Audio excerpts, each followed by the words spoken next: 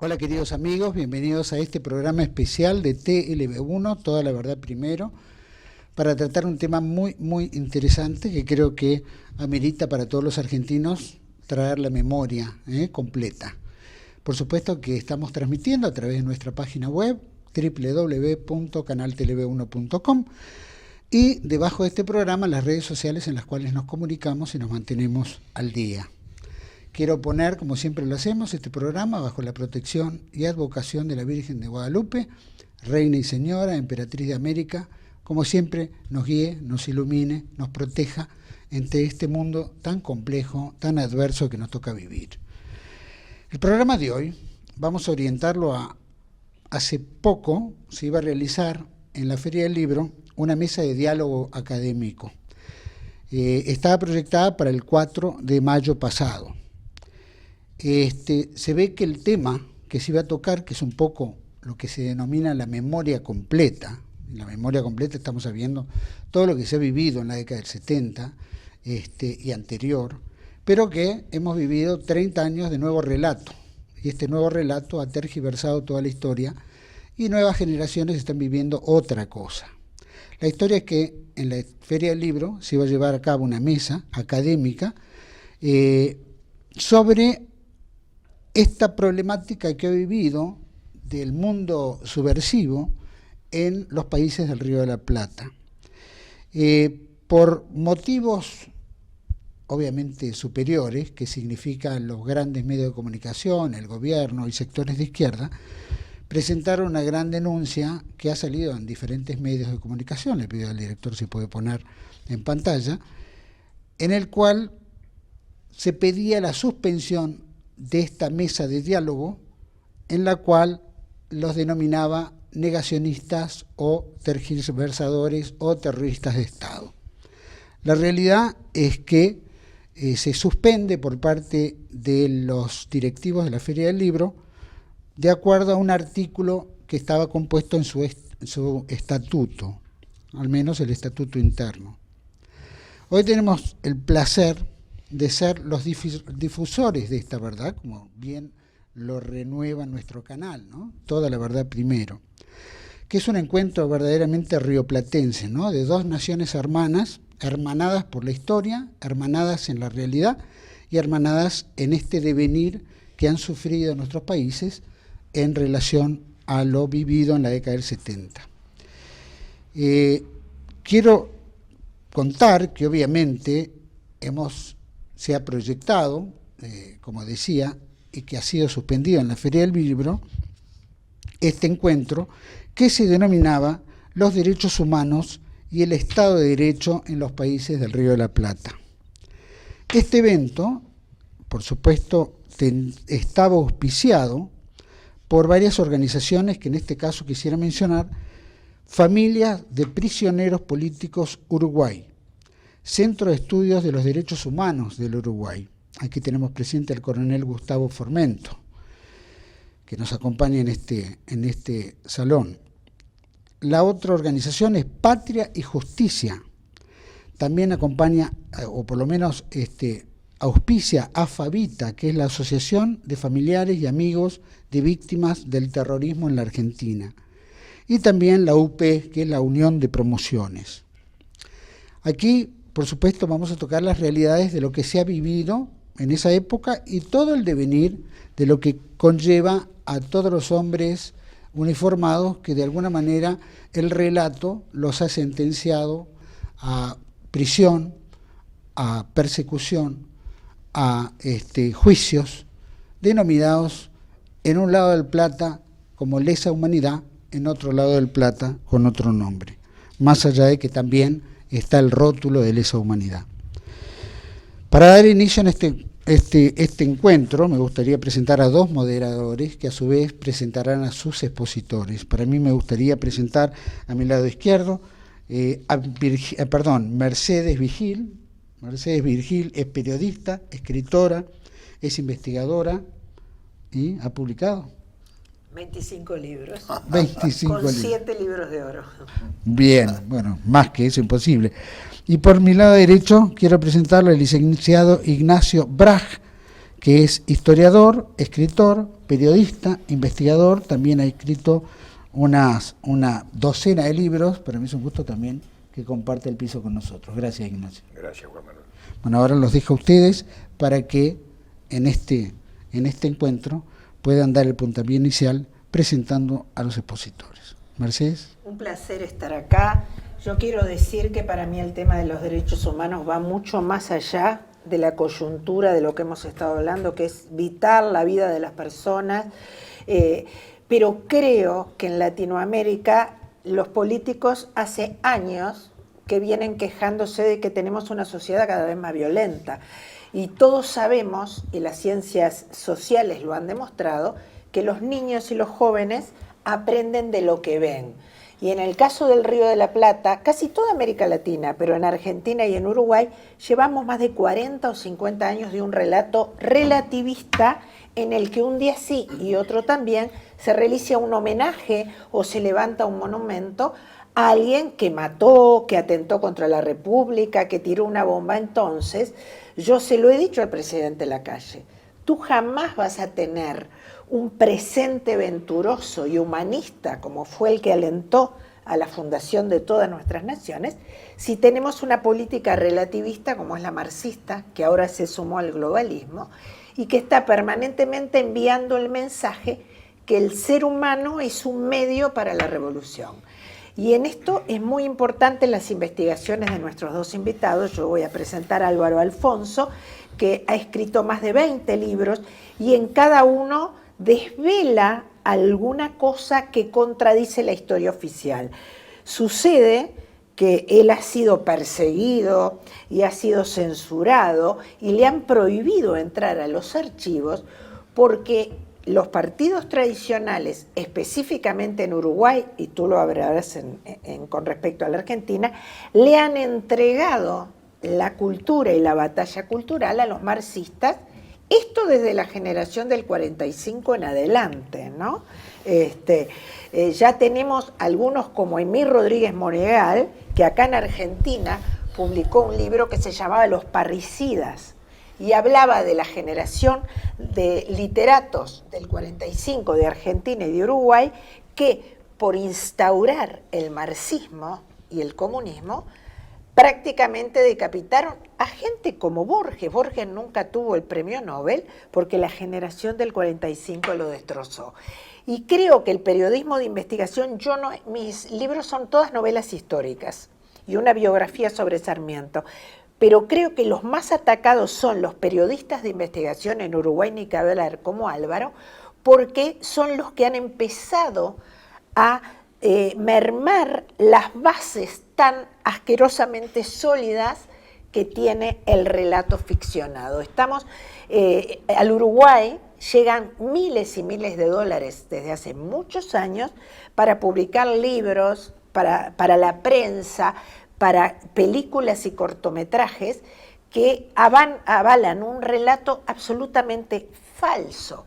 Y yo siempre digo, cuando veo los titulares de los negacionistas que nos llaman, y por eso nos prohibieron, entre otras cosas, dicen los titulares, están en la Feria del Libro, ¿quiénes son los negacionistas? Nosotros, que tenemos claro que hubo, sí, un determinado terrorismo, pero que sin lugar a dudas estuvo el terrorismo financiado por la Unión Soviética, por Libia y por Rusia. Los negacionistas son ellos, que hasta con películas como estas últimas que han salido, como 1985, pintan el fenómeno militar como en la mitad de un valle de pétalos de rosa. Yo siempre digo, es increíble cómo parece no haber el telón de fondo de lo que fue la Guerra Fría. Por eso creo que es fundamental escucharlos y sobre todo leerlos, porque uno a veces puede transmitir en estos medios la punta de la trama, pero la verdadera trama, y te voy a quitar el título de un libro,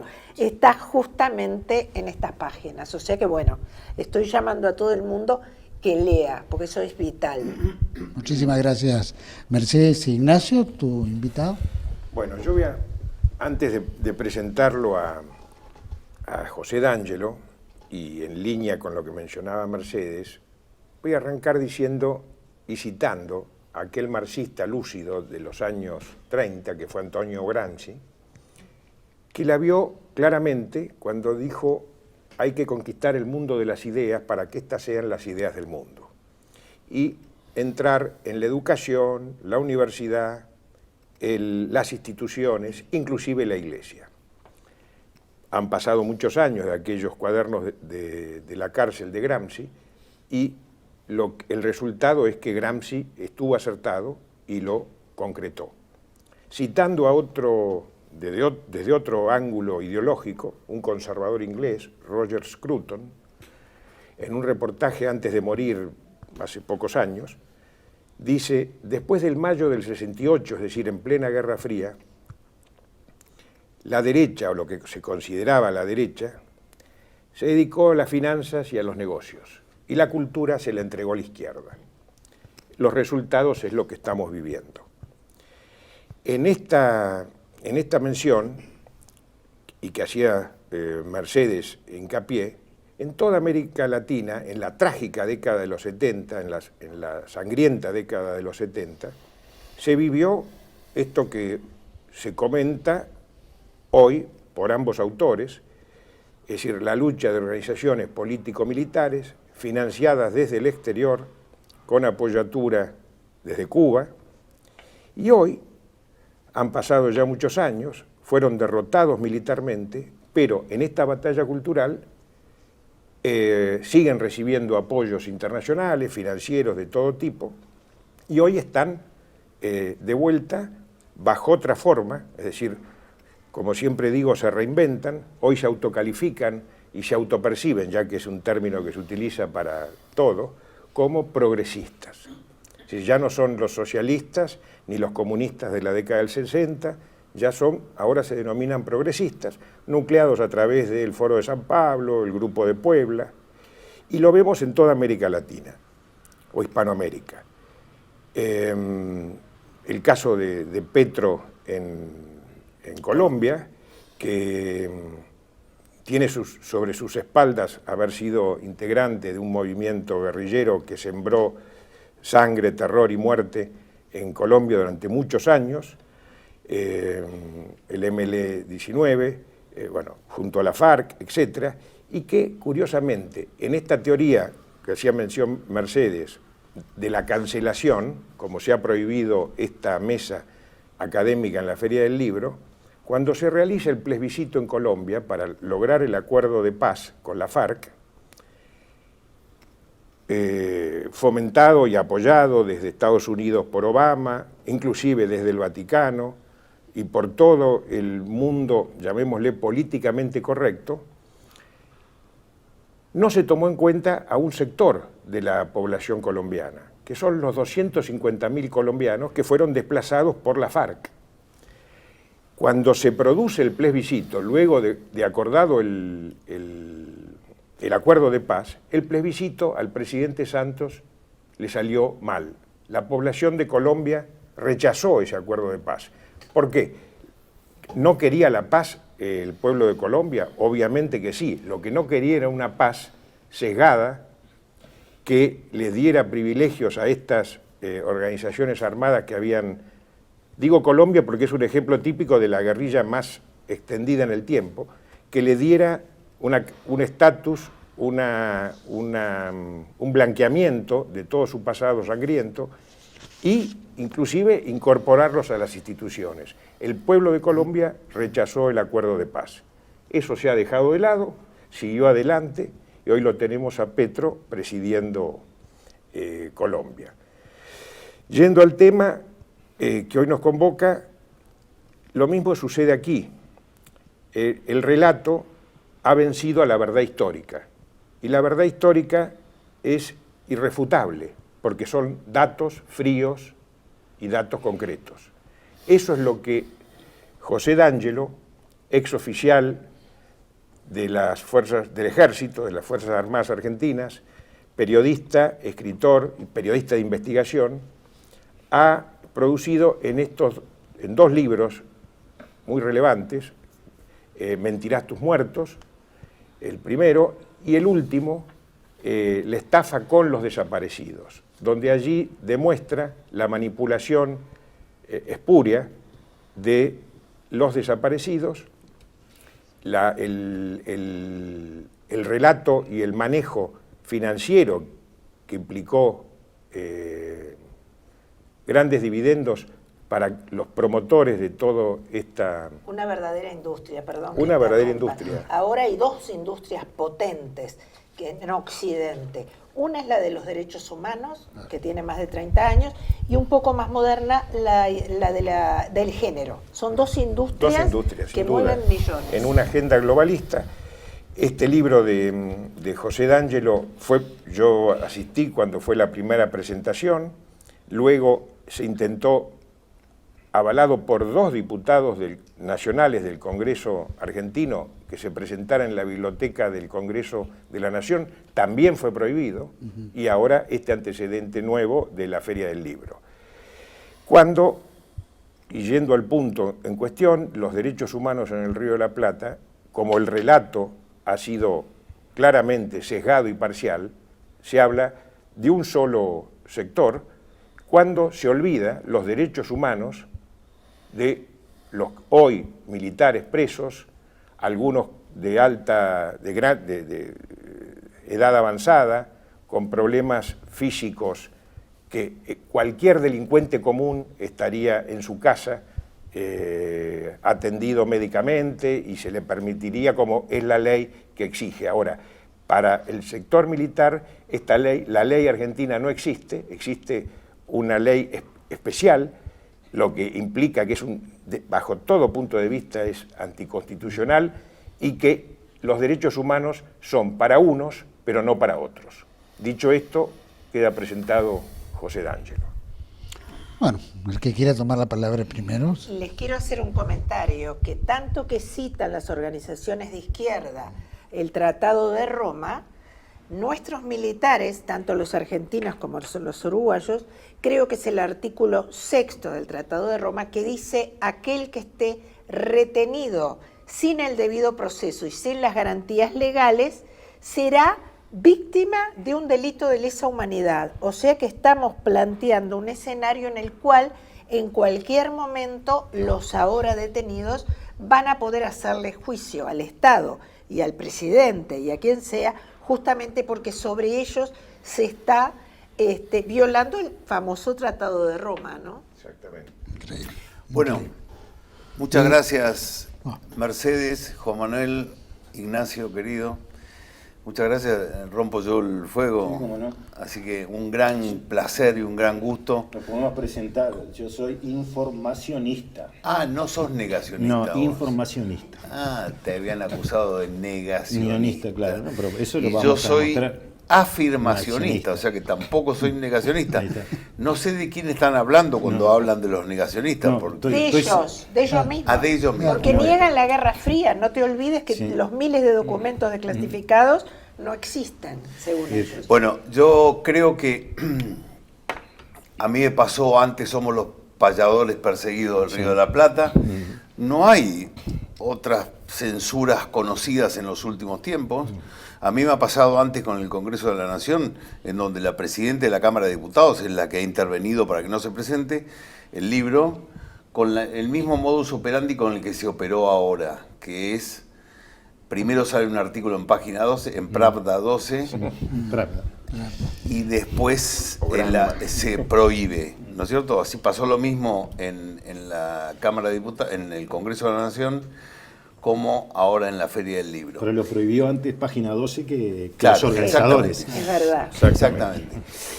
Y entonces, a partir de esta nueva prohibición, a la que yo tenía el cuero más curtido que vos, porque ya era la segunda vez que me prohibían, en primer lugar, yo tengo que aclarar que no tengo ningún contrato de tema de marketing ni con Cecilia Morón ni con la gente de Página 12. No tengo ningún contrato de Para que te para que me promocionen. Yo tampoco. Porque a partir de la censura de estos muchachos, la difusión del libro, de mi libro en este caso, ha explotado, lo cual demuestra para mí tres cosas. Primero, la verdad es que dan pena hasta para prohibir, en primer lugar. porque cualquiera hubiera indicado, no digas nada, porque si D'Angelo iba al Congreso, iban a ir 50, 60 personas, a lo mejor con sus redes sociales llegaba a 1.000, 2.000, 10.000 personas, pero con lo que has hecho vos ha salido en la tapa de todos los diarios, ha salido en todos lados, o sea que lo hiciste mal. En segundo lugar, demuestra lo que les preocupa a nuestras investigaciones al oro. Y en tercer lugar, y más importante, demuestra que hay una enorme avidez de nuestros pueblos por conocer la verdad.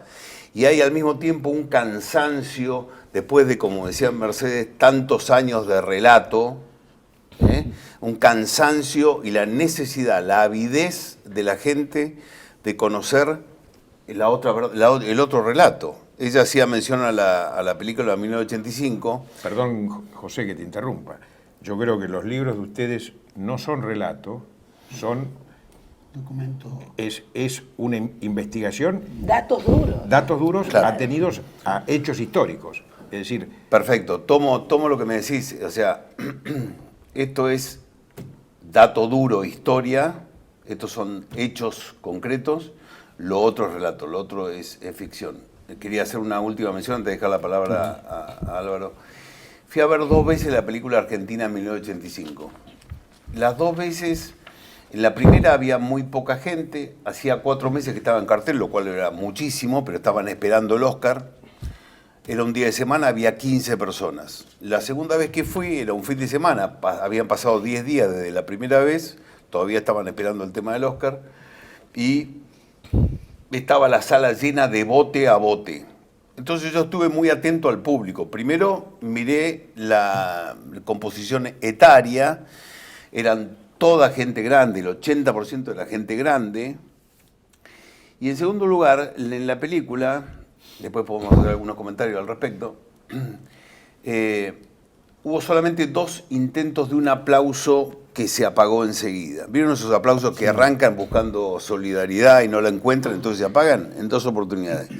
La primera fue cuando Darín Estracera dice al final de su alegato en el juicio a las juntas militares, señores jueces, nunca más. Ahí hubo un intento de aplauso que se apagó enseguida.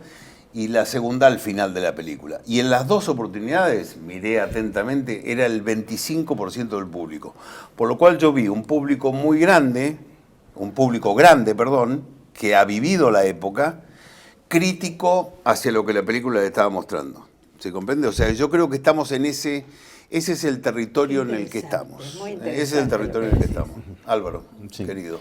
Bueno, hace 2 meses aproximadamente alguien me llamó para preguntarme si quería presentar el libro Operación Verdad acá en Buenos Aires. Por supuesto que le dije que sí, inmediatamente. Lo que nunca pensé que los 2 libros fueran censurados, porque le mandé un correo a los organizadores que han cometido un acto dictatorial y les dije que hubieran puesto la palabra correcta, censura, no suspensión. Porque suspensión es porque de repente yo perdí el barco y no llegué a tiempo. Era medio ridículo poner suspensión. Lo cierto que le voy a leer a los organizadores lo que dice la Organización de las Naciones Unidas, que es muy breve, pero no sé si es para nosotros. De repente nosotros estamos afuera. Dice que todo individuo tiene derecho a la libertad de opinión y de expresión. Este derecho incluye el de no ser molestado a causa de sus opiniones y el de difundirlas sin limitación de fronteras por cualquier medio de expresión. Y emulando a Diego Armando Maradona, la feria fue manchada. Porque esto es de una gravedad muy grande. Porque, a ver, ¿qué es una feria de un libro? En cualquier parte del mundo, sea chica, grande o de la envergadura de la de Buenos Aires, que en mi criterio es la capital cultural de Latinoamérica. Es un parlamento democrático. ¿Qué es un parlamento democrático? Donde están representadas todas las ideas. Sin embargo, acá no ha sido así. Y quería hacer mención al tema negacionista, ¿no? Porque y le quiero agradecer a la escriba de Página 12 por ser mi nueva agente de marketing, porque va a pasar lo mismo, o ya está pasando. Hace más de una década porque hay alguien que pueda negar los golpes de Estado, las torturas, los desaparecidos. Pero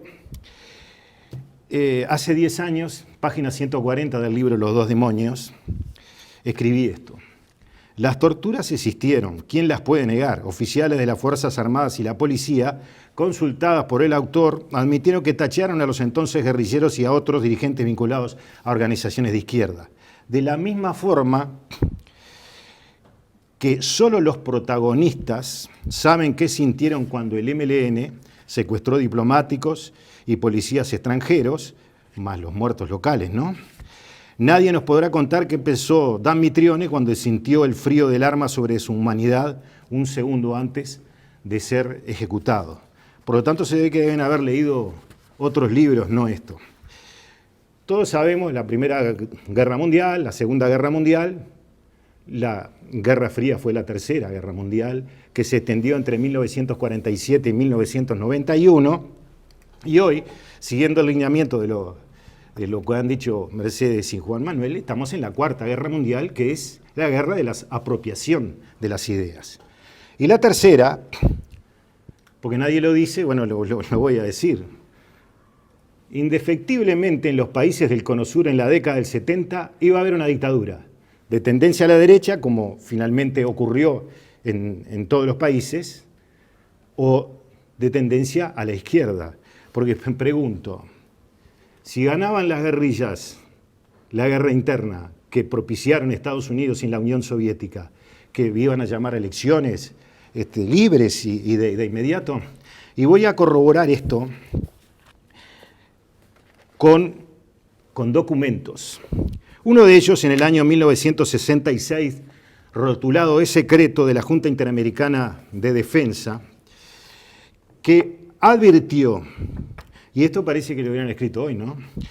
Al logro de la adhesión de un gobierno americano al bloque comunista, se refiere a un país del continente americano, sería de un valor estratégico y psicológico extraordinario para el mismo. Ello favorecería y aceleraría notoriamente el desarrollo de la guerra revolucionaria, así tildaba a Estados Unidos a la Guerra Fría, a la vez que modificaría la situación estratégica militar del continente. Y observó que el bloque comunista ha incorporado, pretendido incorporar en algunos casos a su esfera de acción mediante la citada guerra a numerosos países. En la actualidad, pese a la coexistencia pacífica, sigue en ejecución. Fácil es comprender dentro de la oposición ideológica establecida en el orden mundial la importancia para que ambos grupos de naciones, mundo occidental y bloque comunista, representa América, es el único continente de real importancia que mantiene prácticamente en su totalidad en el mundo occidental. ¿Y qué fue qué pasó del otro lado? Y apareció Olas.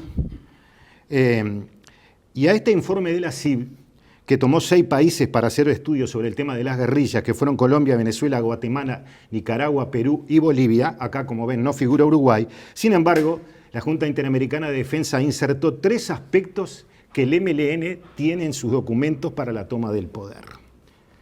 La situación económica y social de ciertas regiones contiene y ofrece condiciones aceptables para la ejecución de acciones guerrilleras. La intensa acción subversiva desatada desde Cuba y las posibilidades que ofrece la situación de este país para el apoyo a los elementos revolucionarios, existen claros ejemplos de propaganda que los hechos acompañan. Y posteriormente vino lo de Olas, y allí Fidel Castro alentó decisivamente a todas las guerrillas, diciendo que había que tomar los gobiernos a través de la lucha armada. Los locutores de la BBC decían que Estados Unidos eran más liberales que los soviéticos, ¿no? Porque, por ejemplo, en mi caso pude conocer cuántos efectivos de la policía y del ejército uruguayo, de las Fuerzas Armadas, fueron a los Estados Unidos a entrenarse. Entonces tengo una cifra entre 1950 y 1966 de 729 efectivos. Bueno, estamos esperando los números de la Unión Soviética. Creo que esto es bastante claro para afirmar que los países de la región en la década de los 70 estuvieron en el primer escalón peleando por la Tercera Guerra Mundial, que se dio. Hoy es de otra forma, no hay ningún tiro, no hay guerrillas, pero esta es la peor guerra, la apropiación de las mentes. Pero en la cuarta guerra, en la cultural, está incluido un capítulo que tiene que ver con la tercera guerra, porque el reemplazo de la historia por el relato forma parte de esta batalla cultural, o sea, es un frente dentro de la batalla cultural, ¿no? Y perdón, Absolutamente. Perdón, quiero decir que después de Olas estuvo el Congreso de Intelectuales en Cuba, creo que fue, no me acuerdo si fue en el 62 o 64, no interesa, en el cual Mario Benedetti le exige, y está textual en un libro que yo escribí, en el que participé, está textual el dato, cuando les exige a los literatos y a los intelectuales someter su arte a la revolución. Y el proyecto de revolución es el cubano. Estuviste muy bien en nombrar a Gramsci, pero no nos podemos olvidar de la Escuela de Frankfurt. sin duda. La Escuela de Frankfurt, que fueron paralelas, tomó Berkeley, tomó Columbia. Hoy todas las universidades las universidades que son americanas absolutamente marxistas, pero quiero decirte que fueron, y esto es muy importante para los que nos escuchan, los innovadores, los creadores de la nueva izquierda, el feminismo, todos los sismos, el ambientalismo, el feminismo, todos estos sismos que el indigenismo, la articulación del marxismo seguro con el indianismo, son factura directa de la Escuela de Frankfurt, que se metió en todas nuestras universidades y en todas nuestras academias. Y creo que ese es el sello indeleble que nos está ganando a todos al día de hoy. Y como bien dijiste, los liberales de toda la región se enamoraron del economicismo y se olvidaron de dar la batalla cultural. Bueno, en línea con lo que decís, Mercedes, este plan globalista engancha perfectamente con cuando se funda el Foro de San Pablo. Es decir, lúcidamente, y hay que reconocerlo, Fidel Castro le dice a Lula: ya la lucha militar la hemos perdido. Entonces el poder hay que conquistarlo a través de las elecciones. Y acá aparece un personaje que es tomado en cuenta por todo este modelo, que es fallecido hace poco, murió hace poco, Ernesto Laclau, que es un poco el inventor de ese concepto de los socialismos del siglo XXI. Y él habla de que toda sociedad habla de democracias participativas. ¿Qué quiere decir esto? Es llegar al poder democráticamente. Él mismo lo dice, no hay posibilidad de implementar el socialismo del siglo XXI. Él utiliza el término sin crear un antagonismo. Entonces, como bien mencionabas, y se ha mencionado acá en la mesa, de la lucha de clase se pasó a la lucha de sexo, apareció el movimiento, el LGTB, apareció el ecologismo radical, apareció el concepto de que el derecho a la vida no es un derecho primordial y que, por el contrario, el derecho a la vida atenta contra un derecho humano que es a la libertad del aborto. Es decir, todo este combo de ideas, claro, pueblos originarios, ¿no? El neoindigenismo, que por ejemplo en el caso de los pseudo mapuches de la Patagonia Argentina y sí mapuches en el sur de Chile, que no reconocen ni la soberanía chilena ni la argentina, pero curiosamente ni la Constitución, ni los símbolos, etcétera, pero curiosamente quieren establecer un Estado nacional mapuche, que es cercenando las dos soberanías de los estados modernos, cuyas constituciones en el siglo XIX igualan ante la ley, como en toda América, a todo habitante de buena voluntad, sin importar credo, raza, religión u origen, que es un continente de migraciones. Entonces, a lo que voy es, decir todo esto no se menciona, como no se mencionan las investigaciones de acá de los dos autores, en los grandes medios, en las grandes cadenas, porque justamente las grandes cadenas, no solamente en Iberoamérica, sino en Estados Unidos y en gran parte del mundo occidental, están en manos de este concepto globalista, donde se quiere implementar este nuevo modelo que abarca desde el punto de vista cultural todos los aspectos de la vida de hombres y mujeres de estos tiempos.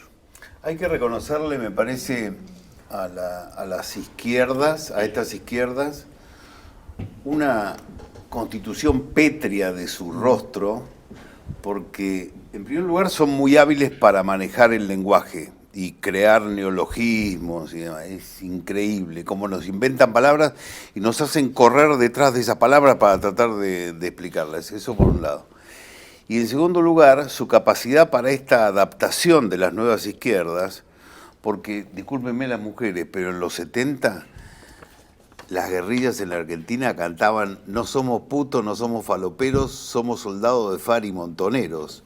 O sea, hacían una crítica a la droga libre y a la LGTB. Y en tiempos anteriores lo mandaban a campos de reeducación Exacto. a un pobre hombre que era homosexual. Y después otro tema que me parece esencial, porque yo creo que la prohibición que nos han hecho, la censura, a mí por lo menos me obligó a cambiar lo que tenía yo pensado decir en el panel si se hubiera realizado. Yo creo que me parece hasta mejor, porque nos obliga de alguna forma a hablar de esto, de cómo está la batalla contra el relato, cómo está la batalla cultural. Entonces, me parece a mí que en ese sentido yo no disputaría con la izquierda, yo no me enojo más con esa izquierda, porque ellos hacen su juego. A mí me gustaría que nosotros analicemos, miremos, encontremos un mensaje para darle al otro sector de la clase política. Digo al otro sector de la clase política, que ahora en la Argentina va a venir a buscar nuestro voto. Nosotros tenemos que mirarlo y decirle: pero, discúlpame, ¿qué vas a hacer vos con la soga de Lenin? Digamos, vos le vas a dar a los muchachos revolucionarios, le vas a seguir dando la soga para que te termine de ahorcar. O sea, ¿qué vas a hacer con los derechos humanos, el capital simbólico de los derechos humanos, la enorme cantidad de recursos? ¿Qué vas a hacer, Milei? ¿Qué vas a hacer, Patricia Bullrich? ¿Qué vas a hacer, Rodríguez Larreta? ¿Le vas a seguir dando los derechos humanos a la izquierda revolucionaria setentista que en los 70 llevó adelante una campaña militar contra el gobierno constitucional peronista? ¿Vos le vas a seguir regalando a ellos? Que ellos sean los que nos expliquen a nosotros qué son los derechos humanos y qué es la democracia. Esto me parece que es importante que lo charlemos. Vamos a aprovechar y vamos a seguir esto en el segundo bloque. Ahora vamos a ir a un pequeño corte. Sin duda, para rematar un poco lo que decías, tenía que ver con que esto ha sido un plan a largo plazo. Bien mencionabas, ¿no? La Escuela de Frankfurt, como el Foro de San Pablo, como todos, donde supieron, o estaba ya todo proyectado en un gran plan, de poder dominar todos los sectores, de alguna manera, lo cultural, lo económico, y fue un juego en general. Tal es así que todas las democracias, entre comillas, que devinieron en el 83 en adelante, se acomodaron en todos puestos políticos, se adueñaron de todas las cajas del Estado y se financian a sí mismos. O sea, se financian contra la voluntad de los pueblos, es decir, de lo que un pueblo sano quiere, con el dinero, claro, con el dinero del botín que toman en los estados.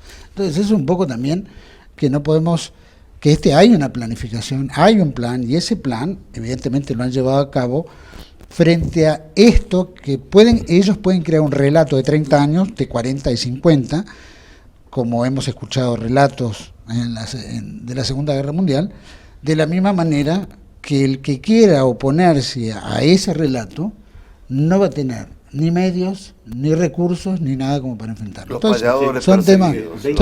20 segundos, ¿no? Sí, cómo no. Corte. Hay en la Constitución de nuestro país hay varios artículos que ya, si uno hace un estudio de la Constitución, claramente esos artículos no se cumple ninguno.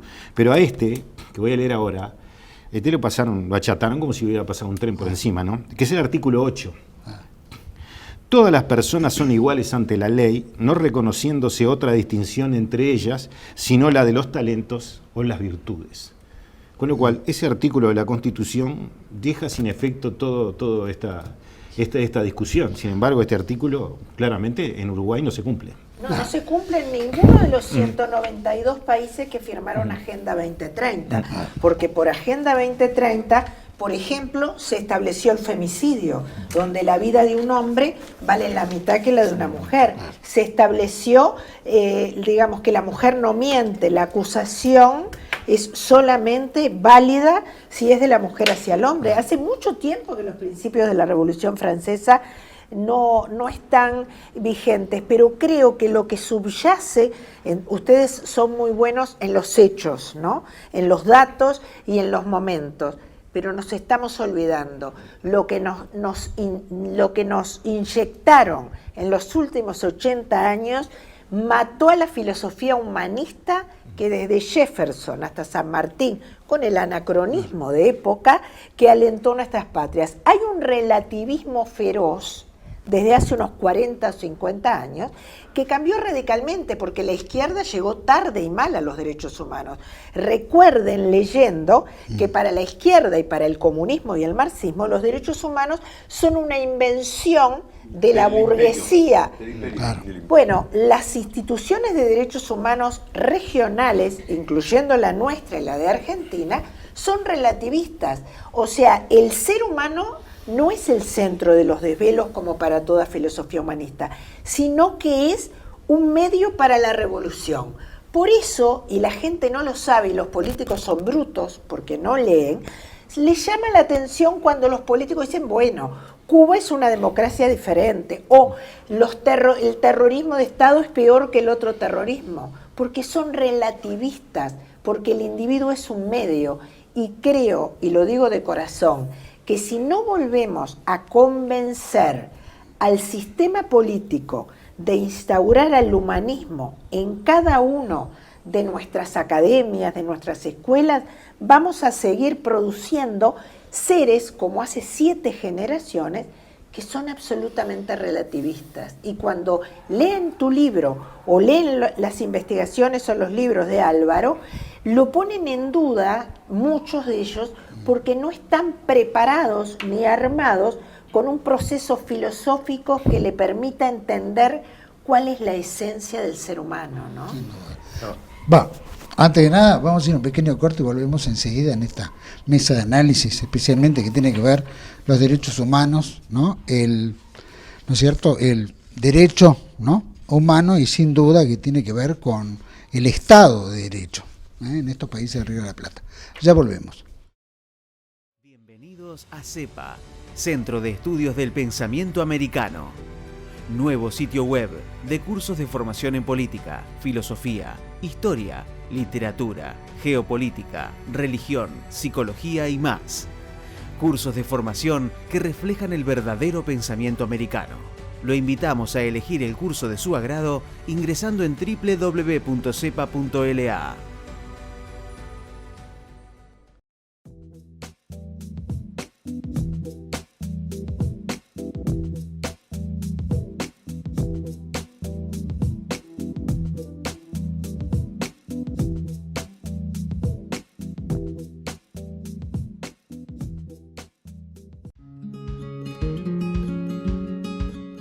Residencia de Los Ángeles es un hogar para adultos mayores habilitado en la ciudad de Buenos Aires, cuyo objetivo es la atención y cuidado de pacientes de la tercera edad. Más de 30 años de experiencia nos respaldan. Trabajamos con dedicación para cuidar a nuestros abuelos y así ofrecerles la felicidad y comodidad que ellos merecen.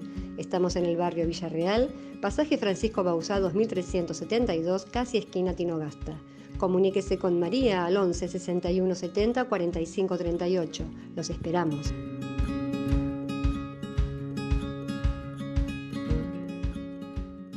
Decir siempre la verdad primero tiene un precio. Pero todos los días, en cada programa, en cada reportaje, en cada esclarecimiento, descubrimos que decir la verdad vale la pena.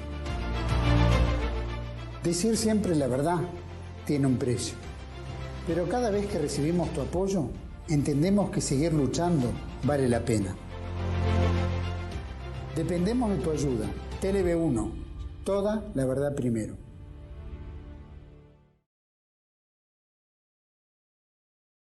Bueno, estamos de vuelta en este programa especial, especialmente sobre la Mesa de Derechos Humanos, ¿no? Como había dicho, el derecho que está siendo vencido, especialmente en los países del Río de la Plata.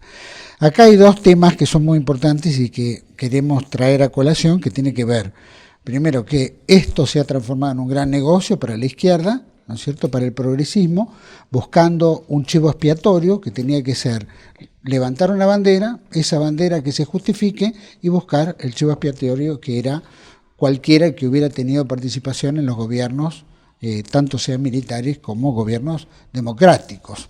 Entonces, la realidad es que todo esto ha arrastrado una cantidad de presos uniformados y civiles y hasta religiosos frente a esta situación en la cual el relato se ha impuesto. Y al imponerse, esto ha generado también grandes fortunas de dinero que han salido de las arcas públicas en indemnizaciones en ambos lados del Plata. Si me permiten, simplemente para decir, en la banda oriental, o en Uruguay, como a mí me gusta llamar la banda oriental, porque somos hermanos en todo sentido, van quedando pocos orientales. Van quedando pocos orientales. Dice, el total de procesados, de procesamiento, son 83. Prisión en cárcel, 24 más 2 en el extranjero. Prisión domiciliaria llevan 23 uniformados. Fallecidos en prisión, 26. Promedio de edad de los prisioneros en la cárcel tiene 75 años. Procesados sin prisión, 2. Liberados, 6. Sin embargo, de este lado del Plata, vamos a decir que supuestamente englobado, presos políticos muertos en cautiverio y aquellos que sin estarlo se encontraban bajo proceso judicial son 776, han llegado en los últimos, esto es el 31 de marzo del 23, o sea que en esta última semana o en estos pocos días ya llevan otros 4 o 5 muertos. Así que de la misma manera, la cantidad de condenados en general, total en general, incluye muertos, procesados, imputados, no procesados, condenados y absueltos, alrededor de 2.669 presos políticos, llámese uniformados o civiles. La edad promedio en la cual son procesados es alrededor de 70 años. Perdón, sí. Promedio de prisiones preventivas son 8 años con 79. El penal, o por lo menos el más joven de los militares o procesados, en este caso de lesa humanidad, el más joven tiene 64 años y el de más edad tiene 99 años. O sea, podemos después...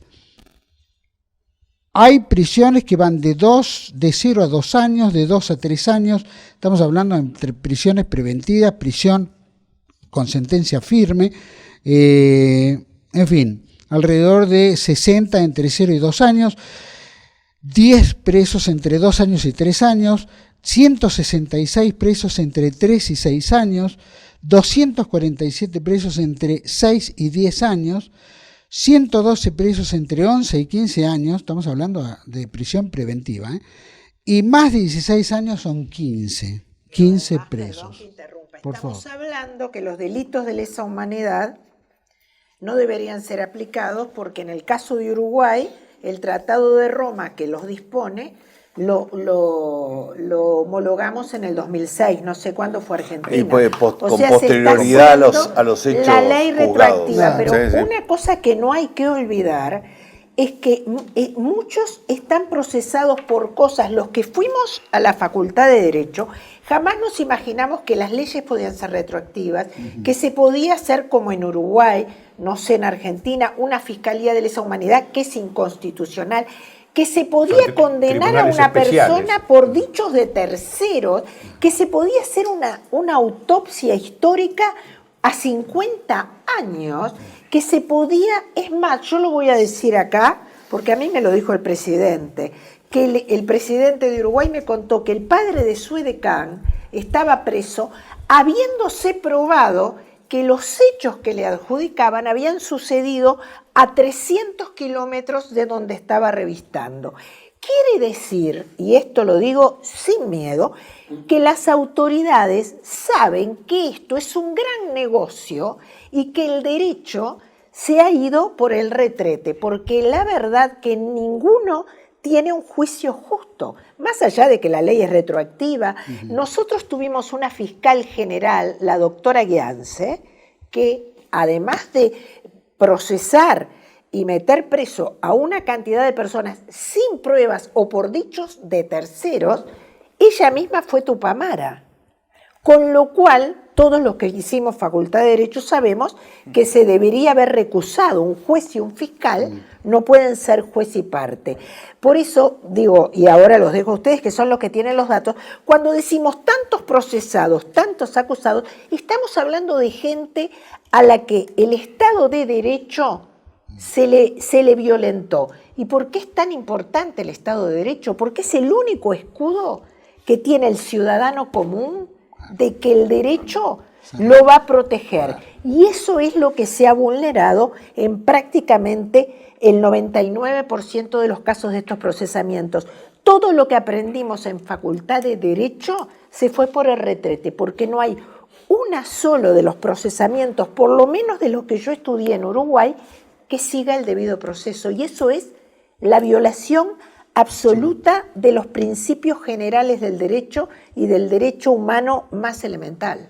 Es gravísimo. Y agrego, hago un pequeño comentario. Comparto lo que decís. Acá hubo tribunales orales federales, que algunos de los integrantes habían pertenecido a organizaciones político-militares en los 70. Pero, yendo a la cuestión, los derechos humanos, en el concepto occidental, no pueden ser selectivos. Entonces, acá se ha hecho una política selectiva en cuanto a los derechos humanos, como en cuanto a las condenas. Porque también acá hay que decirlo, es decir, no hay de todos los miembros que participaron en las organizaciones político-militares cometiendo atentados, secuestros, asesinatos, etcétera, etcétera, hasta toma de territorios, no ha habido un solo juzgamiento y condena.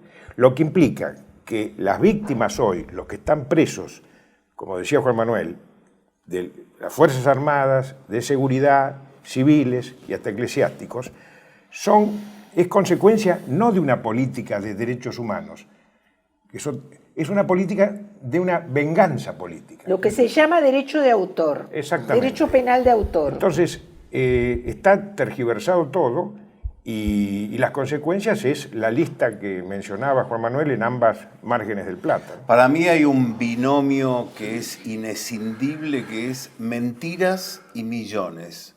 O sea, primero es necesario instalar la mentira para hacer procesamiento falso, para contar una parte de la historia, etcétera, para después hacerse cargo de los millones y millones y millones y millones y millones, que es increíble.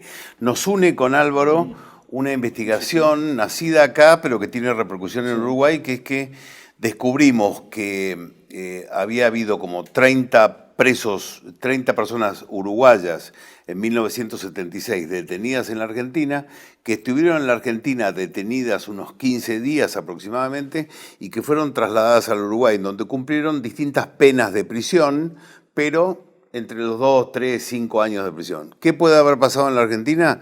Le pagamos con las leyes reparatorias la totalidad del tiempo que estuvieron presos. Y además, Álvaro descubrió que cobraron en Uruguay también. O sea, es plata y plata y plata del Estado. Cobraron en Uruguay por haber estado presos en Uruguay, pero también cobraron en la Argentina por haber estado presos en el Uruguay. Y además cobran una pensión en la Argentina y en el Uruguay, que en Uruguay es de $1.500. $1.500, o sea, 800.000 pesos. 800.000 pesos de pensión, y además acá en la Argentina cobran la señora, lo que sea, la señora tal que le pasó eso, cobra en el Uruguay una pensión, cobró una indemnización en la Argentina y cobra una pensión que es el doble de una jubilación mínima en la Argentina. Lo que empezaste a decir es brutal. Me hace acordar a la frase de Al Gore, el vicepresidente de los Estados Unidos, que no es santo de mi devoción, pero que siempre decía, es muy difícil que alguien no mienta cuando su salario depende de que mienta, justamente. ¿Cómo van a decir la verdad si cuando dicen la verdad se están condenando a no tener el dinero? Pero además en Uruguay, y esto lo va a explicar mejor Álvaro, llegan de fundaciones internacionales como la Open Society, dinero por cada militar que atraviesa la puerta de la cárcel. Todo es plata. Todo es plata. Absolutamente. Hay una cosa acá en la denigrante. Argentina, Mercedes, que se llama Proyecto Ulloa. ¿Qué es el Proyecto Ulloa? Es que las leyes reparatorias dicen, si vos estuviste preso, cobrás una indemnización calculada con el sueldo más alto de la Administración Pública Nacional, la 30ª parte multiplicado por la cantidad de días que estuviste preso. Pero además después podés reclamar que tuviste daños. Pero hay daños que son verificables, uno perdió la pierna, algo. No, daños psicológicos. Claro. Comprobados 30 años después. ¿Vos Y te imaginás lo que es? autopercibidos con la frase. Claro, te imaginás con lo que esa- es vení para acá, firma acá, decir que vamos a colocar un daño psicológico porque tuviste preso 20 días. Hay un caso que es paradigmático, el caso del cabo Julio Flores. El ex cabo Julio Flores, de mecánico de aviación, era un cabo que seguramente iba a tener una carrera brillante, pero a lo único que alcanzó fue a cabo, porque después, a los 3 años de haber egresado, se fue de baja. Lo único que el tipo hacía era, un día ajustaba la tuerca para la derecha, un día la ajustaba con la mano izquierda. Ese era lo único que hacía. Pero lo llevaron a hacer guardia en un lugar. Por haber estado de guardia en un lugar donde estuvieron presos unas personas, tiene 25 años de prisión. En Uruguay la mitad de los que están es por haber estado de pronto ordeñando una vaca en un predio de 5 kilómetros donde sucedió algo. Yo cuando empecé a insistir en el tema del absurdo de todo esto, ponía el ejemplo del supermercado. Imagínate un shopping que ocupa 3 cuadras. En Tortura falleció alguien en el 18º piso y entonces tú a los 40 años procesás al acomodador, al que estaba en el auto. Digo, es algo tan absurdo y tan con el signo de pesos que es vergonzoso que los gobernantes lo permitan, porque que esto es un negocio, lo sabemos todos. Pesos, venganza, revancha y el producto del setentismo es la indefensión de nuestros estados, de nuestros países. Y el producto del garantismo, abolicionismo, que son hijos de la misma cosa, es la indefensión frente a la delincuencia. La eliminación del Estado de Derecho absoluto. Es absoluto. Bueno, Álvaro. A los uruguayos y argentinos nos unen muchas cosas, por eso nos dicen hermanos, pero tenemos una pequeña diferencia. Los argentinos saben que el golpe de Estado acá fue el 24 de marzo de 1976. Nosotros no sabemos, porque la ley 18.596, votada después de la ley 18.033, que fueron las reparaciones pecuniarias, pero como habían quedado unos cuantos afuera, que les preguntaron, ¿pero que hicieron la revolución para jubilarse? Bueno, esa ley induce a que la dictadura en Uruguay comenzó el 13 de junio de 1968, el día que el presidente constitucional Jorge Pacheco Areco decretó las medidas Y eso también es dinero. Claro. Y bueno, a partir de ahí ha generado, Para y ya que puedan reclamar seguro, antes. esta ley ya lleva abonados 12 millones de dólares esa sola. Pero la ley madre, digamos, después tuvo varios hijos, porque en el Uruguay, no se crean, ustedes tienen 2 o 3, en Uruguay hay 17, en algunos casos con temas insólitos, pero hay 17. Bueno, pero la 18.033, durante mucho tiempo, había un clamor popular, digamos, y entonces uno decía, no, son 300 millones de dólares por año, 200 millones, 500 millones, hasta que, porque creo que esto es el tema del dinero, y de lo que había salido en el libro de José y en el que salió en Operación Verdad, fue la causa de la suspensión, claro, ahí está. Hicimos un pedido de información pública al Banco de Previsión Social, que es la SAONA, en el cual en el Uruguay por la ley de información pública tienen 20 días, tienen que, si se pasan, tienen que solicitar, comunicar a quien hizo el pedido de información pública por otros 20 días. En este caso el Banco de Previsión Social demoró un poco más, y bastante más. Fui en 6 oportunidades al banco y como que ya acá sí, ya los servicios técnicos están... Pero lo cierto es que la comisión, porque hay una comisión a través de distintos decretos creados en el gobierno del Frente Amplio y que sigue, dictamina la información. Entonces, yo sé que si ponía que... Si estaba José D'Angelo cobrando, no contestan, porque hay que hacer las preguntas tienen que ser estadísticas. Claro. ¿Cuántos? Etcétera, etcétera. Pero sí solicité que pusieran cuántos millones eran y cuántos millones de pesos eran y cuántos millones de dólares eran. Bueno, la comisión recomendó que eso no lo tenían que contestar. Sin embargo, los servicios técnicos del banco contestaron. Entonces, desde que comenzó a regir esta ley en el 2006 hasta el 2021, para el Uruguay es una cifra bastante importante. Son 438 millones de dólares que se pagaron por esta ley de reparación pecuniaria. ¿Eso qué significa? Son 44, por ejemplo, en el año 2020, en medio de la pandemia, el Estado abonó 32 millones de dólares por esta ley 18.033. Pero al final del gobierno del actual presidente, Lacalle Pou, el Estado uruguayo, acá sí no seguimos, somos bastante parecidos, ¿no? Va a pagar más de 1.000 millones de dólares de reparaciones, porque hay otras leyes. Por ejemplo, la 18.310 es para los empleados de la industria frigorífica que fueron supuestamente por separado de sus cargos, es algo privado, por razones políticas e ideológicas. A ver, es algo privado. Entonces, ¿qué fecha eligieron? Porque esta puede... 9 de febrero de 1973. Es decir, que se ve que al Partido Comunista, porque es el incansable en esto por quienes lo cobran, le encantó los comunicados 4 y 7 de las Fuerzas Armadas. Entonces ese día, porque los comunicados 4 y 7, para que entiendan, es una especie de programa de gobierno de los militares a los cuales el Partido Comunista el 11 de febrero, es decir, 2 días después, emite un comunicado apoyándolos.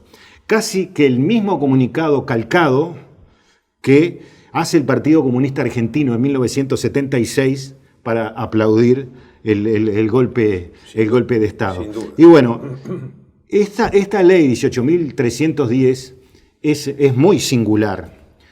Si José trabajaba en la industria frigorífica en el 76 y lo echaron en el 77, y él volvía a la industria frigorífica en el 79, se lo podían extender hasta el 85, es decir que eran los que los separaban por razones políticas e ideológicas, eran bastante bobos, ¿no? Porque en realidad si yo te eché en el 77 por razones políticas e ideológicas, cuando tú volvés seguramente seguiste haciendo lo mismo, es decir que no te puedo tomar. Termino con los números. Empezaron, cuando se aprueba la ley, 13 se sumaron, ¿no? Hoy estamos en 736 y llegamos a un tope en el 2018, porque eran 839.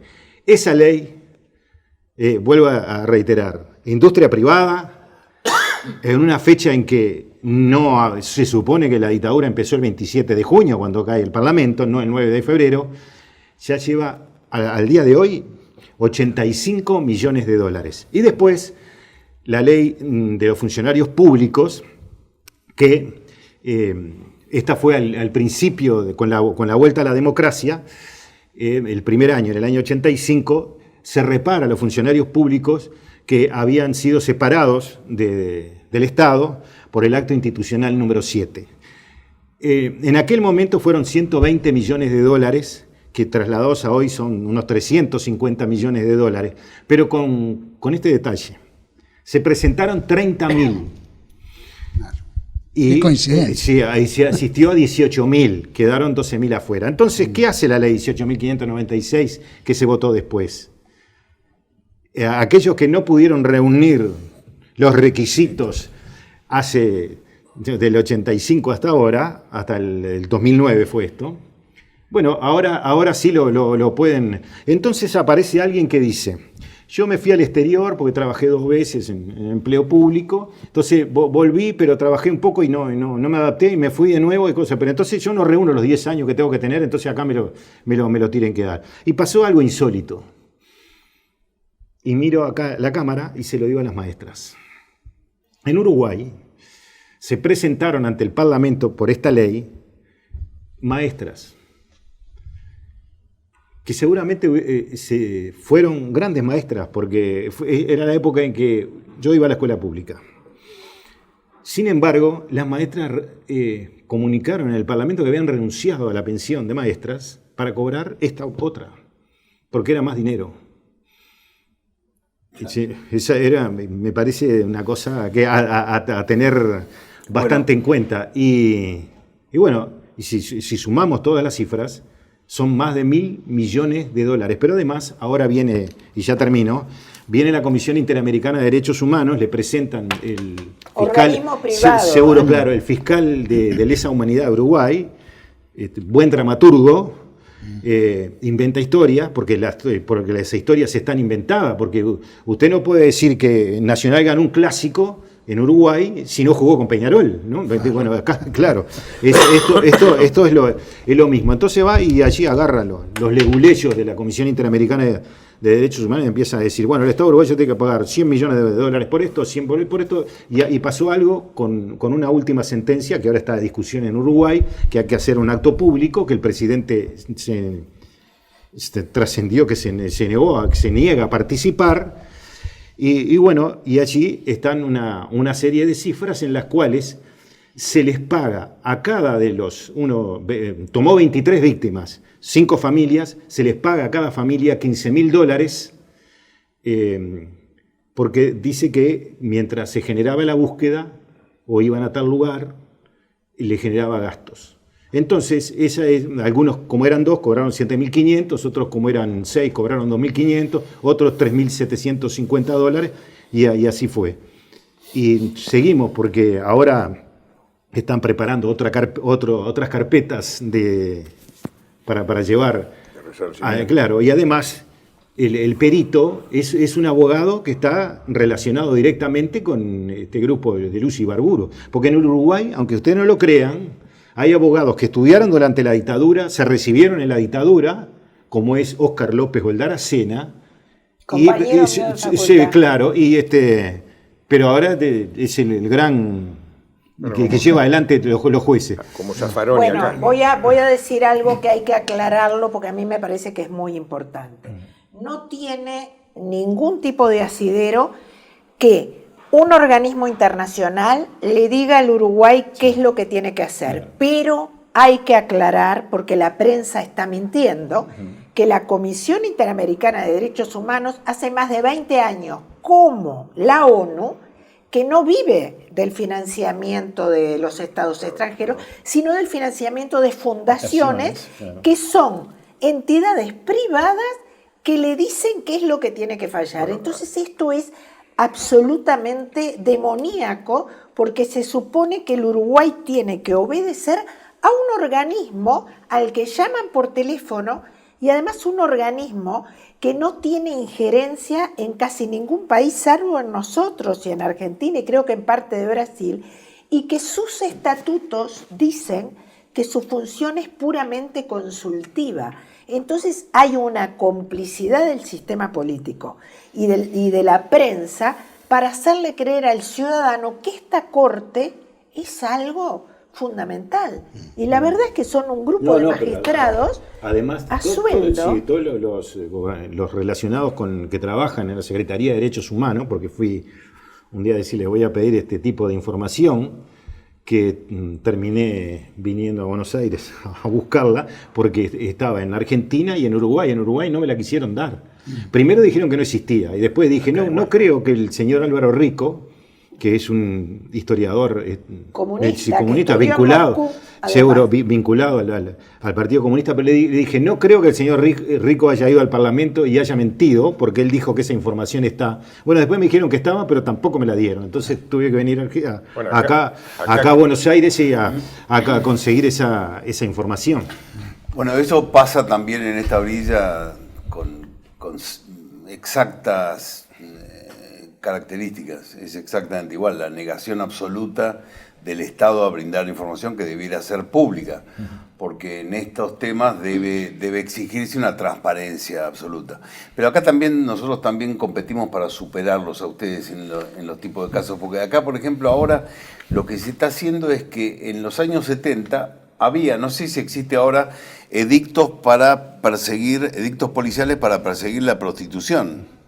Bueno, ¿qué puede haber pasado? Las prostitutas, ya señoras grandes, muy grandes de aquella época, se presentan y esa detención es considerado un delito de lesa humanidad que no prescribe y por lo tanto van a cobrar una indemnización. Por haber sido, es increíble. Yo creo que vuelvo a insistir con esta idea de que todos estos temas, los presos en forma absolutamente desproporcional, intencional, violando todos los principios del derecho, la falta de igualdad ante la ley, las mentiras, los millones, el relato. Porque viste que la anécdota, perdón, en historiografía, yo que escribo novela histórica, la anécdota nunca fue parte de la historiografía oficial. Yo digo, Mercedes, que todo esto no se lo tenemos que reprochar a la izquierda, porque la izquierda es su trabajo. Tenemos que decirle a la clase dirigente que va a disputar nuestro voto, ¿qué van a hacer con todo esto? Tenemos que exigírselo. El problema es que el marxismo, la escuela de Frankfurt, que está trabajando desde los 60, es transversal. Yo siempre le digo a nuestros políticos, y lo vemos con las ley trans, con el tema de género, con el tema de derechos humanos, el gran ausente son los partidos que se llaman de centro derecha. Bueno, pero acá ha habido un corrimiento de votos hacia la derecha, y hay algunas expresiones políticas que se pelean por ver quién es más de derecha, por decirlo de alguna forma, que son dos, a los cuales tenemos que decir, che, ustedes dos, ¿quién va a solucionar estos temas? Claro. ¿Quién lo va a solucionar? Porque si alguno de los dos dice lo vamos a solucionar, muchos votos van a ir por eso. Sí. No le quepa ninguna duda que muchos de los votos que se le fueron a Macri, se fueron por estos temas, no le quepa ninguna duda. Absolutamente. La Calle hizo lo mismo que Macri, por ejemplo, apoyando determinadas leyes que son absolutamente contrarias a su votante. Claro, y van en contra del votante genuino. Entonces es muy complicado. Sí, quería decir algo sobre las reparaciones pecuniarias. Que la gente se enoja con los que la cobran. En realidad, yo no me enojaría con las que las cobran. Yo me enojaría con los que las votan. No, los que las votan. Claro. Y en el Uruguay la votaron. Todos los tres principales partidos votaron todas estas reparaciones. Es decir, el Frente Amplio, el Partido Nacional y el Partido Colorado han votado estas leyes. Y la gente se enoja con quien me parece no se quiere enojarlo. Porque en un país que no ha reparado todavía a las víctimas del terrorismo. Claro. Absolutamente. En la Argentina pasa algo terrible, que es que la única disposición del Estado argentino que ordena pagarle a víctimas del terrorismo la dio un decreto de necesidad y urgencia de Mauricio Macri respecto de los soldados asesinados por montoneros en un ataque en Formosa en 1975.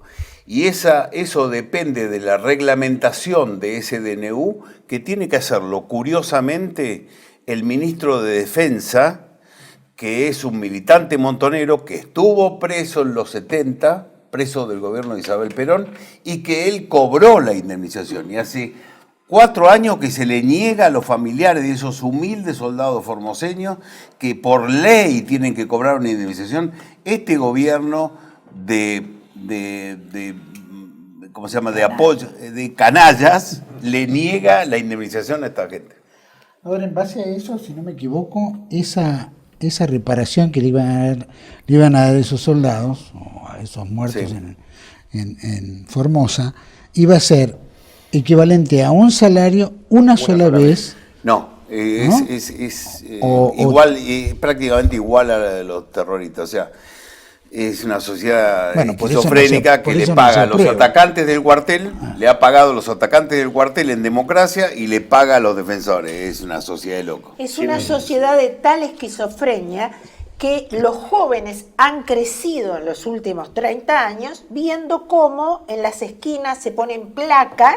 Y bueno, ¿y este qué hizo? Y realmente puso una bomba y mató a 3, y mató a 4, y mató a 5. Digo, ¿qué sociedad podemos esperar que no sea violenta? Si hay apología de la violencia en cada esquina. Es triste. Increíble. Álvaro. Quería mencionar brevemente el prefacio de los sucesos, porque es algo que estamos hablando.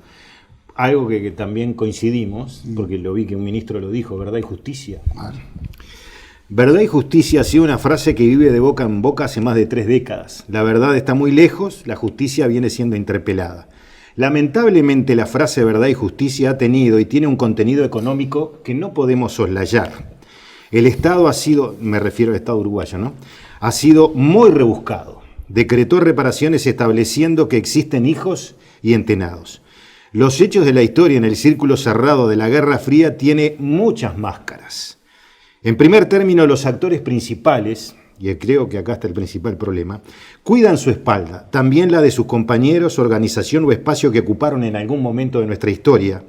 Todos se llevan secretos a la tumba cuando se produce el fallecimiento de actores destacados de la historia reciente, es presente, ¿no?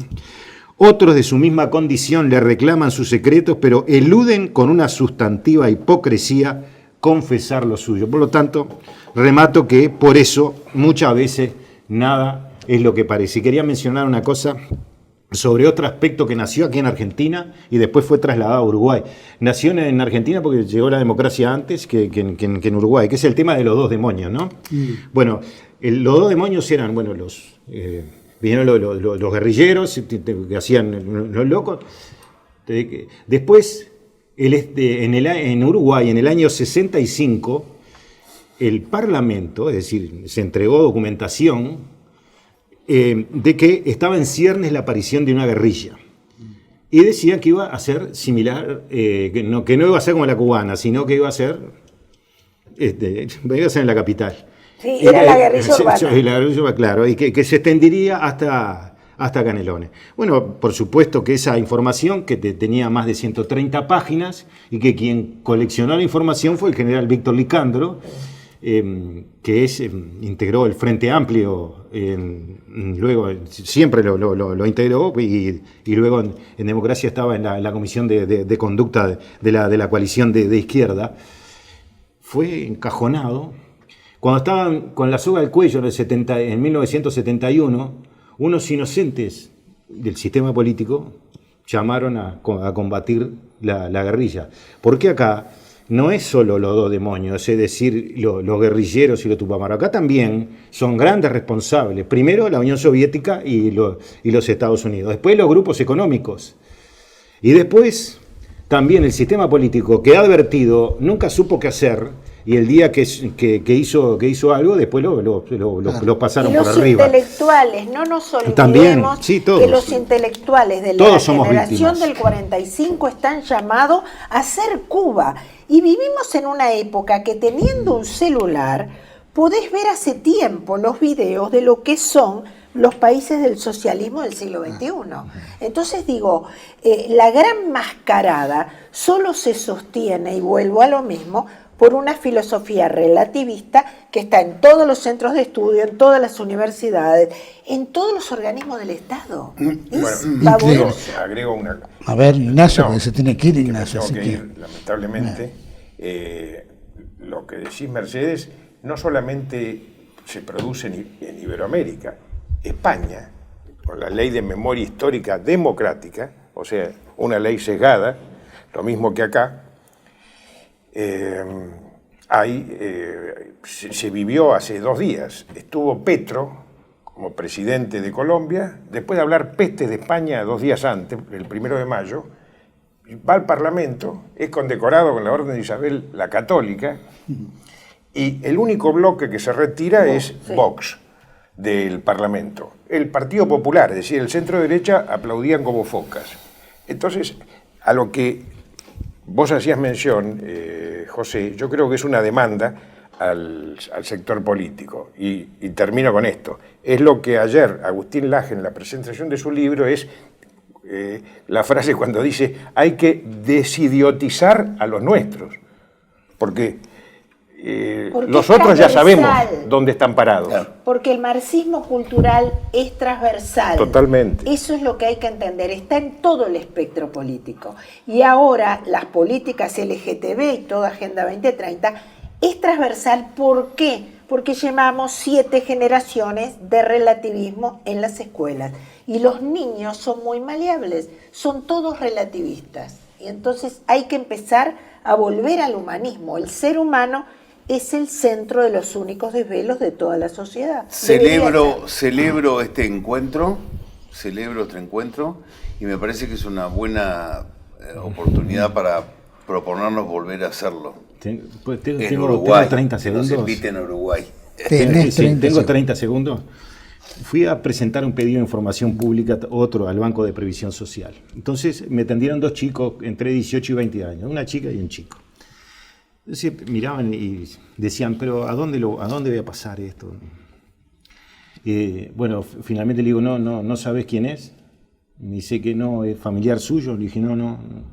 Pero ¿es usted? No soy yo. Ah, bueno. No. Era estaba hablando de Ronnie Arismendi, el líder histórico del Partido Comunista en el Uruguay, que hizo un pedido de información pública. Y bueno, los jóvenes no saben. Es decir, que no sé qué le dicen no solo en la secundaria, sino en la universidad. Ahí está. Increíble. Bueno, yo le agradezco todo, Ignacio. Muchísimas gracias por haber venido. Gracias a vos, Juan Manuel, y a todos ustedes por compartir esta mesa. José Ángelo, muchísimas gracias. Juan Manuel, y a ustedes un gusto, un gran placer. Como bien proponés, seguramente en breve volveremos en el Uruguay. A tener, seguramente, del otro lado del Plata. Gracias, Mercedes, por tu aporte, valiosísimo sin duda. Gracias. Un placer y muchas gracias. Yo siempre digo que si a nosotros no nos prestan a los escritores y a los pensadores, si no hay quien con fuerza sostenga un micrófono, no tenemos voz. Totalmente. Así que muchas gracias. Muchas gracias a ustedes y gracias, Álvaro, Alfonso. Gracias. Muchísimas gracias. Lo vamos a hacer en Uruguay, que se quede tranquilo, José. Sin duda, ya vamos a tener oportunidad de poder entrevistarte también sobre el libro, porque es muy importante. Bueno, gracias. Lo mismo con D'Angelo, que también acaba de sacar, ¿no? La estafa con los desaparecidos. Mira, así que bueno, vamos a un pequeño corte, ahora volvemos. Gracias. Bienvenidos a CEPA, Centro de Estudios del Pensamiento Americano. Nuevo sitio web de cursos de formación en política, filosofía, historia, literatura, geopolítica, religión, psicología y más. Cursos de formación que reflejan el verdadero pensamiento americano. Lo invitamos a elegir el curso de su agrado ingresando en www.cepa.la.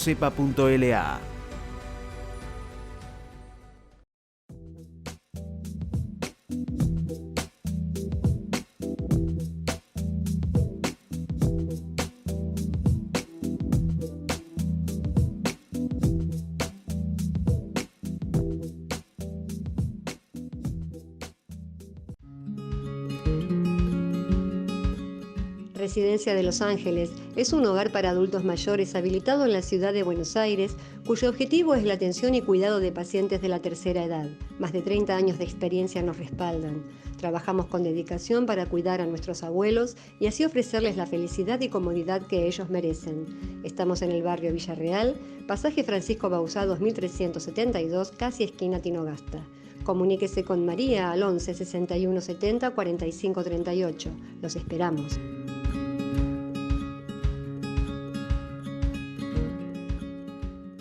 Decir siempre la verdad primero tiene un precio.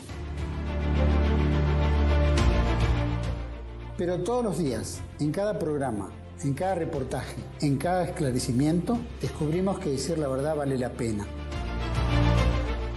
Decir siempre la verdad tiene un precio. Pero cada vez que recibimos tu apoyo, entendemos que seguir luchando vale la pena.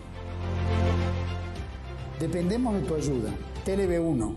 Toda la verdad primero.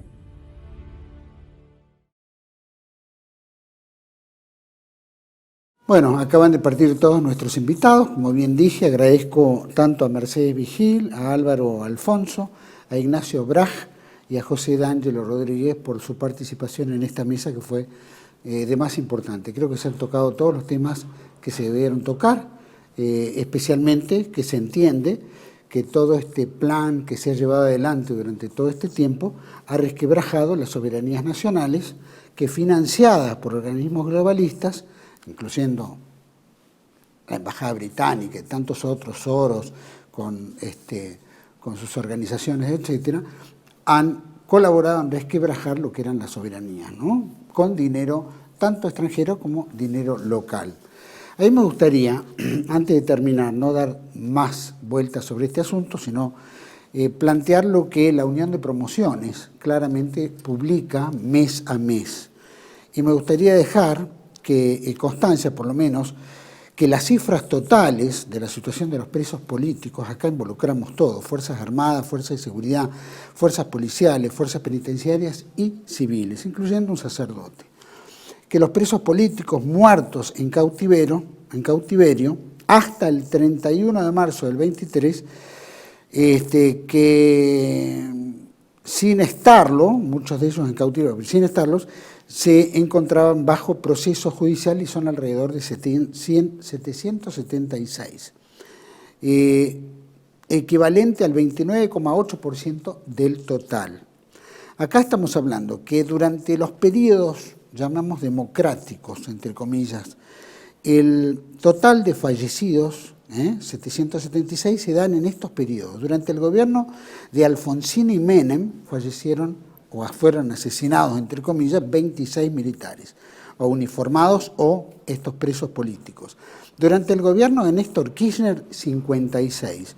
Durante el gobierno de Cristina Kirchner, 285. Durante el gobierno de Mauricio Macri, 213. Durante el gobierno de Alberto Fernández, actualmente 196. Tenemos que explicar que, claro, a medida que van pasando los años, los presos, estos presos políticos, van envejeciendo, razón por la cual la muerte los encuentra cada vez más cerca. Fallecidos con sentencia firme, 111. Fallecidos sin sentencia firme, 665. Procesados, 851, de los cuales 33 están en penales y otras instalaciones de todo el país. Condenados, estamos hablando, procesados, condenados 1042, de los cuales hay 114 detenidos en establecimientos penales u otras instalaciones en todo el país. Total general de presos políticos incluye muertos, procesados, imputados, no procesados, condenados y absueltos, 2.669. Tenemos que contabilizar que esto es el 31 de marzo, ya estamos casi al 10 de mayo, razón por la cual todo el mes de abril ha arrastrado más muertos en este periodo. Las edades, que es importante mencionar, de los presos políticos es el más joven en penales tiene 64 años, el mayor de edad en penales tiene 94, el más joven en todo el país tiene 64 años, el de mayor edad en todo el país 99, presos políticos. Presos políticos en todo el país por edades particulares, entre 60 y 69 años 59, entre 70 y 79 años 412, entre 80 y 89 227 y entre 90 y más estamos hablando de 79, total 777. Presos políticos con más de 70 años en los penales son 110. El promedio de edad a nivel nacional es 77 años. En los penales el promedio de edad es 72. En la prisión domiciliaria el promedio de edad es 79. Se debe tener en cuenta que hay 119 detenidos respecto a los cuales no hay datos de filiación, o sea, se los acusa, todavía no se sabe ni dónde están, los acusan, pero no tienen datos concretos. Cuando hablamos en prisión, los que están en prisión preventiva, sin sentencia firme son 610. Los que tienen sentencia firme son 178. El promedio de años de prisión preventiva es de casi 9 años, 8,79. Promedio de años en prisión preventiva absueltos en debate son 7 años. Acá es importante mencionar que del total de procesados hay 344 presos políticos respecto de los cuales no hay datos filiatorios en general que permitan clasificarlos. Entre ellos tenemos que mencionar, por ejemplo, en Uruguay, ya lo mencionamos anteriormente, los presos que integran militares, policías, civiles, presos en Uruguay, la prisión en cárcel llevan alrededor de 26, prisión domiciliaria 23, fallecidos en prisión 26, promedio de edad de los prisioneros en cárcel 75 años, procesados sin prisión 2 y liberados 6, en un total de procesamientos 83. Acá estamos viendo también que, por ejemplo, respecto al apoyo sanitario, que es muy importante y que hay que tener en cuenta todo esto, con más de 70 años y hasta 93 años hay 110 presos políticos en penales, muchos de los cuales tienen problemas de salud de consideración y no pueden ser atendidos adecuadamente. Esto es considerado lisa y llanamente en aplicación de torturas y penas de muerte encubierta. Esto es lo que se denomina a los que lo tienen ahí. Tanto en el Servicio Penitenciario Federal, los servicios penitenciarios provinciales, como las prisiones que administran, no están siquiera mínimamente preparadas para apoyar sanitariamente a adultos mayores y menos a gerontes. La atención médica en el sistema penitenciario cubre llamémoslo, mínimamente las necesidades de un hombre de 30 años, pero no para hombres de 70. No debe olvidarse que esta población carcelaria posee, además de los problemas lógicos de salud propios de la edad, los serios inconvenientes de no tener cómo hacer frente a las enfermedades adquiridas dentro de un penal. Esa falta de atención médica ha permitido encontrar a muchos de ellos en condiciones extremas de abandono, hacinamiento y precariedad. Respecto a la información suministrada, debe tenerse en cuenta que semana a semana se producen modificaciones respecto a la situación informada precedentemente, teniendo en cuenta 3 aspectos. Primero, datos que se van recibiendo del movimiento mismo de las causas judiciales. Segundo, información veraz de campo que se relaciona de todo el país, tanto penales, juzgados, familia, etc. Y tercero, todas las irregularidades que se señalan en este largo proceso de persecución, venganza y exterminio han sido y son sistemáticamente denunciadas ante las distintas instancias judiciales, tanto nacionales como también en el extranjero.